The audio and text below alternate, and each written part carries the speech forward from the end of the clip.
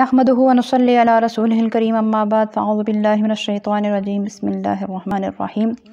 رب اشرح لی صدری ویسر لی امری واحلل عقدۃ من لسانی یفقہوا قولی آمین اللہم صلی علی سیدنا و مولانا محمد وعلی آل سیدنا و مولانا محمد وبارک وسلم۔ یہ یوٹیوب چینل بزم فاطمہ مع القرآن ہے، اس میں ہم قرآن مجید کا لفظی ترجمہ اور مختصر تفسیر پڑھ رہے ہیں۔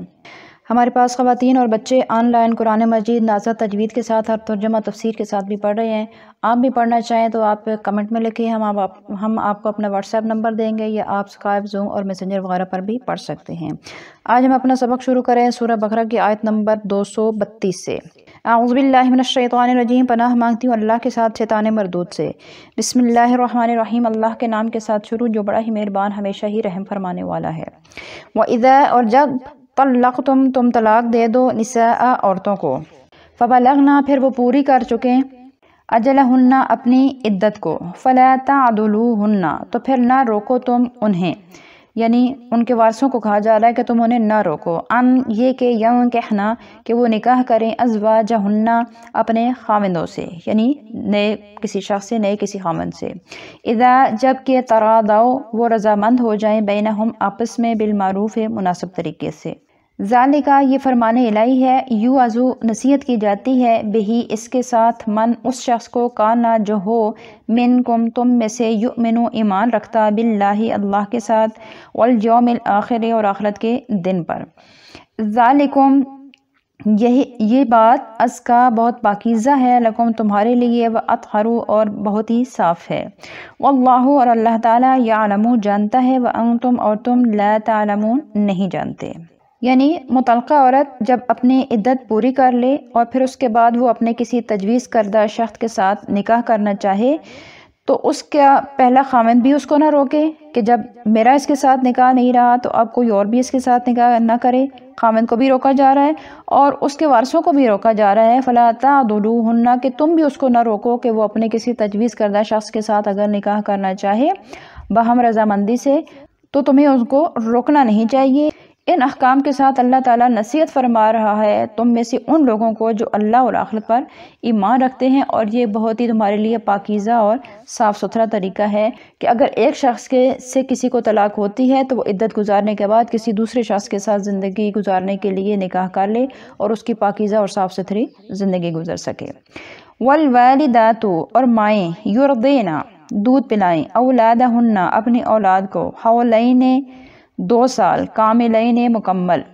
لمن، یہ مدت اس شخص کے لیے ہے، ارادہ، جو ارادہ رکھتا ہو، ان، یہ کہ یتمہ، وہ پورا کر دے، رضاعت، دودھ کی مدت کو، وعلی المولود، اور جو باپ ہے، لہو، اس بچے کا، اس پر واجب ہے، رزقہن، کھانا ان ماؤں کا، وکسوتہن، اور ان کا لباس، بالمعروف، مناسب طریقے سے۔ لا تکلف، نہیں تکلیف دی جاتی، نفس، کسی شخص کو، الا، مگر، وسعہا، اس کی حیثیت کے مطابق ہی۔ لا تضار، اور نہ ضرر دیا جائے، والدۃ، کسی ماں کو، بولدہا، اس کے بچے کے باعث، ولا مولود، اور نہ ہی کسی باپ کو، لہو، کہ جس کا وہ بچہ ہے، بولدہ، اس کے بچے کے ساتھ، وعلی الوارث، اور وارث پر بھی، مثل ذالک، اسی کی مثل ذمہ داری ہے۔ فَإِن، پھر اگر، ارادہ، وہ دونوں ارادہ کر لیں، فصالاً، دودھ چھڑانے کا، عن تراض، باہمی رضامندی سے، منہما، آپس میں، وتشاور، اور باہمی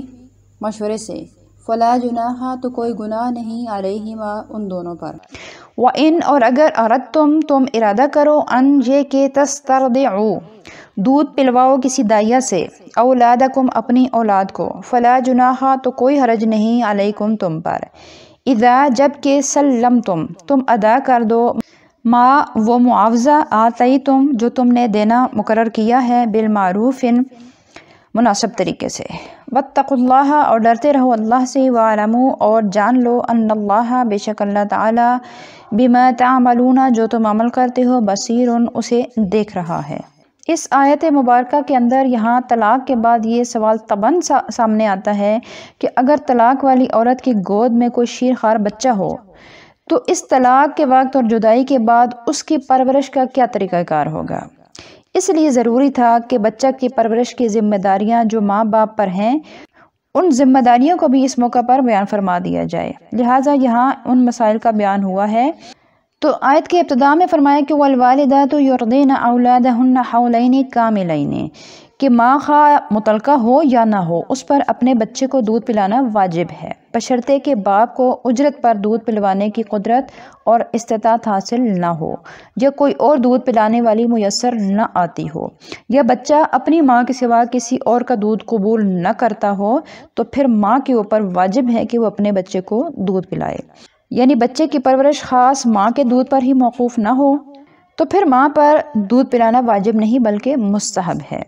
اور اگر کسی شخص نے اپنی بیوی کو طلاق دے دی اور عدت بھی گزر چکی اور اس عورت کے ہاں بچہ دودھ پی رہا ہے، تو اب طلاق کے بعد عدت گزرنے کے بعد وہ عورت اس بچے کو دودھ پلانے کی اجرت بھی اس بچے کے باپ سے لے سکتی ہے۔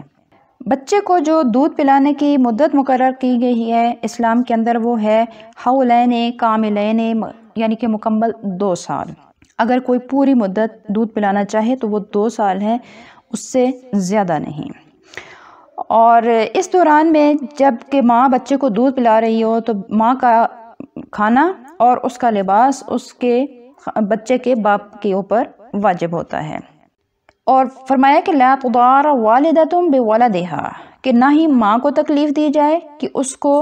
زبردستی اس سے دودھ پلوایا جائے اگر وہ کسی مجبوری کے تحت دودھ نہیں پلا سکتی۔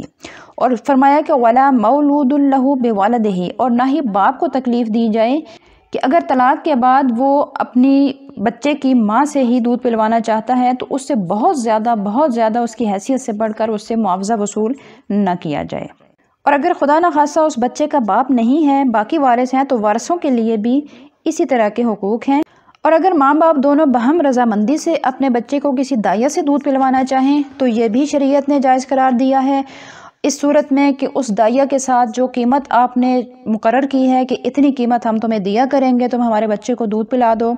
اور اس کو وہ قیمت ادا کر دیں، تو اس کے بعد وہ اس کو اپنے بچے کو کسی دائیا سے بھی دودھ پلوا سکتے ہیں۔ اور تمہیں چاہیے کہ تم اللہ سے ڈرتے رہو کیونکہ تمہارے اعمال کو اللہ تعالیٰ دیکھ رہا ہے۔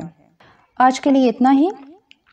طلاق اور اس کی عدت، بیوہ اور اس کی عدت، اس کے متعلق ابھی ہمارے اسباق اور مسائل جاری ہیں۔ آپ ہمارے گزشتہ اسباق بھی دیکھ سکتے ہیں اور آنے والی ویڈیو بھی ضرور دیکھیے۔